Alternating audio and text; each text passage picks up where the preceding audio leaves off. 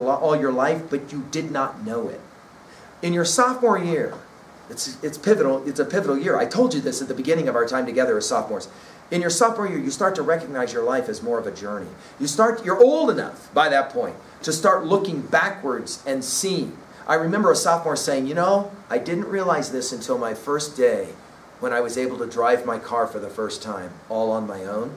All on my own. I was completely legal, went out for my drive, and I'm driving down the street next to the park, and I slow down because I recognize that there's children playing at the park and I want to be careful. And I saw these kids on bikes, and it hit me.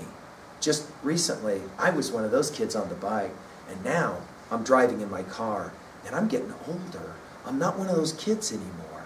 That feeling of getting older, to what degree do you have that sense that you're on a journey? What is your journey? And to that degree, where are you going? What is your end product? What is your wolf dog that you're looking for?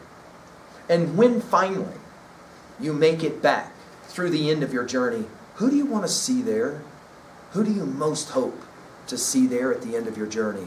Who do you owe the greatest amount of thank you and respect to for your journey? Well, there you go. Brilliantly, beautifully crafted story. You never look at ponies the same way, or Yellowstone Lake for that matter. Thank you.